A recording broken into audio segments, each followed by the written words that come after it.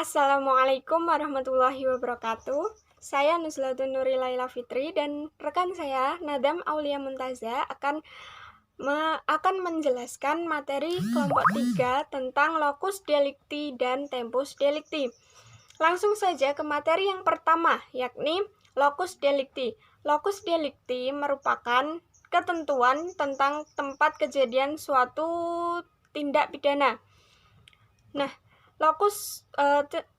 tempat kejadian tindak pidana itu dalam bahasa Latin disebut dengan locus delicti yang terdiri dari dua kata, yakni locus yang berarti tempat dan juga delictum yang artinya perbuatan melawan hukum, kejahatan, dan tindak pidana. Sehingga jika digabungkan, locus delicti ini berarti tempat kejadian dari suatu kejahatan. Langsung saja, ajaran mengenai tempat kejahatan ini belum diatur ketentuan yang khusus dalam Kitab Undang-Undang Hukum Pidana. Padahal hal ini penting karena untuk menentukan berlakunya Undang-Undang Hukum Pidana ini di suatu negara. Yang kedua, menentukan apakah hukum pidana di Indonesia ini berlaku terhadap perbuatan pidana tersebut atau tidak. Yang ketiga, menentukan kejaksaan dan pengadilan mana yang harus mengurusi perkaranya. Jika perkaranya itu terjadi di Ngawi, maka peradilan yang mengurus harusnya peradilan di Ngawi, seperti itu misalnya. Tetapi belum ada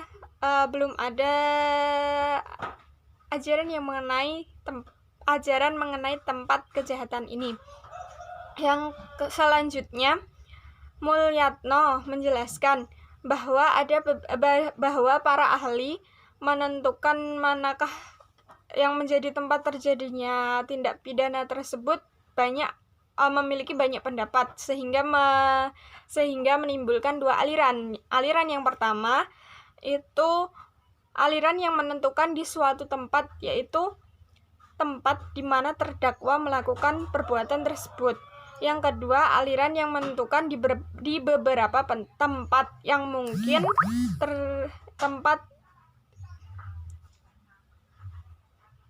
mungkin tempat perbuatan dan mungkin di tempat akibat, yaitu mungkin tempat perbuatan dan mungkin di tempat akibat.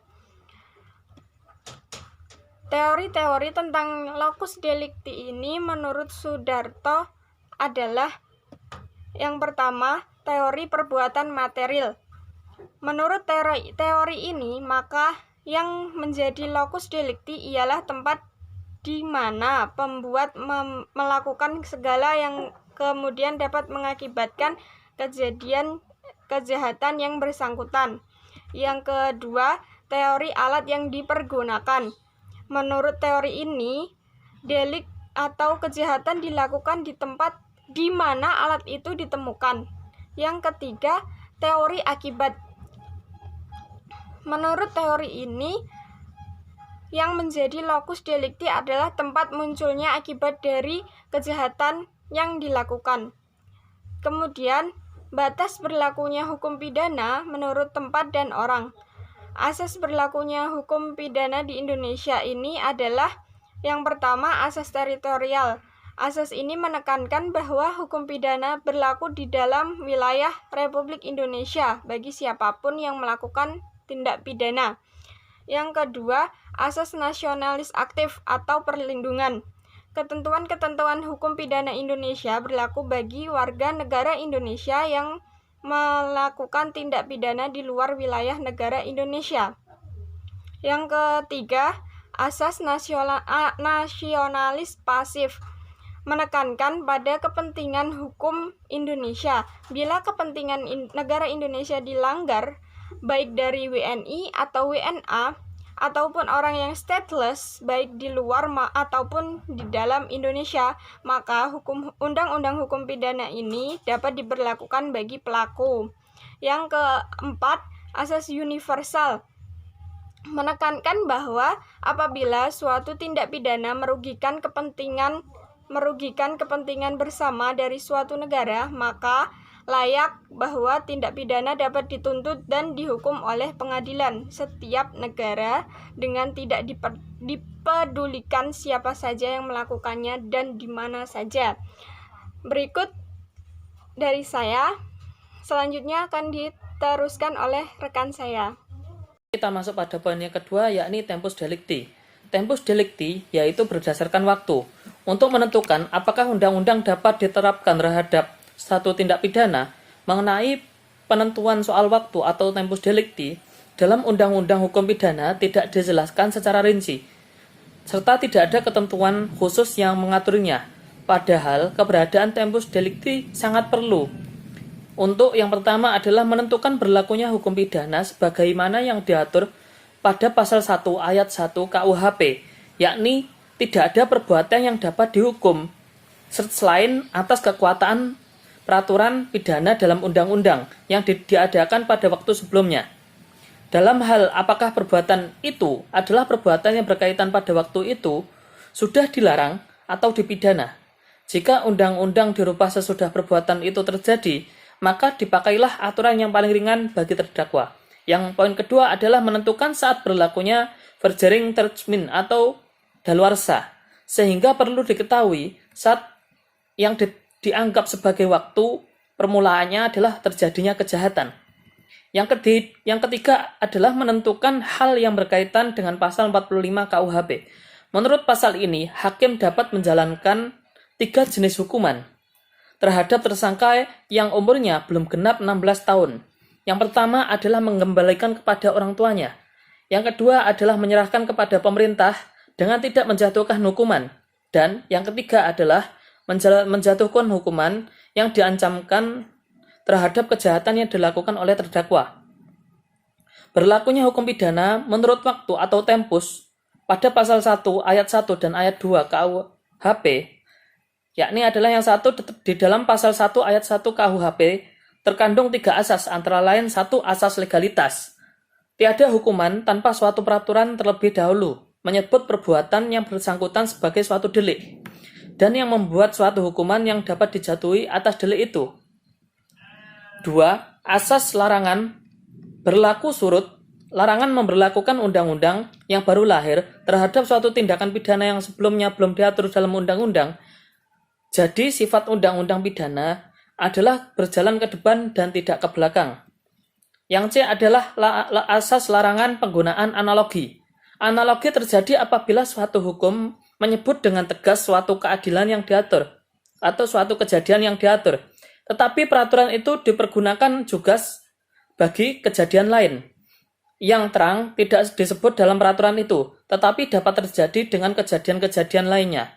2. Dalam pasal 1 ayat 2 KUHP dibahas mengenai A. Perubahan undang-undang. Ada 3 macam teori, yakni yang satu adalah teori formil. Menurut Hochrodt, dalam keputusannya tanggal 3 Desember 1906, apabila ada perubahan redaksional undang-undang, misalnya undang-undang perdata yang berhubungan dengan undang-undang pidana, maka perubahan itu juga dikategorikan sebagai perubahan undang-undang sebagaimana menurut pasal 1 ayat 2 KUHP.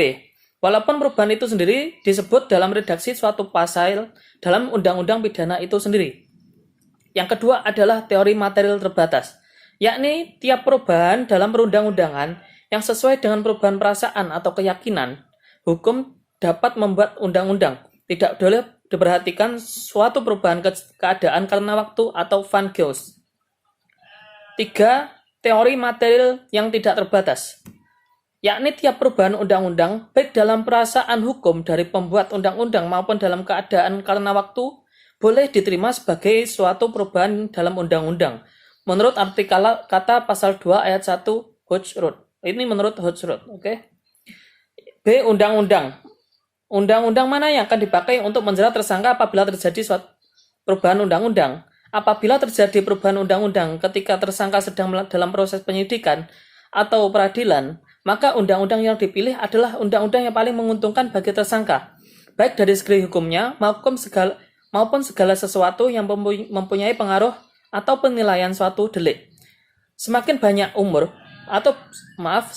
semakin banyak unsur biasanya akan semakin menguntungkan terdakwa karena jaksa akan semakin kesulitan untuk menentukan pembuktian. Tempus delicti penting diketahui dalam hal-hal A. Kaitannya dengan pasal 1 KUHP yang telah dijelaskan tadi, dan yang B adalah kaitannya dengan aturan daluarsa. Daluarsa diatur dalam pasal 79 KUHP, yakni mulai berlaku pada hari sesudah perbuatan dilakukan.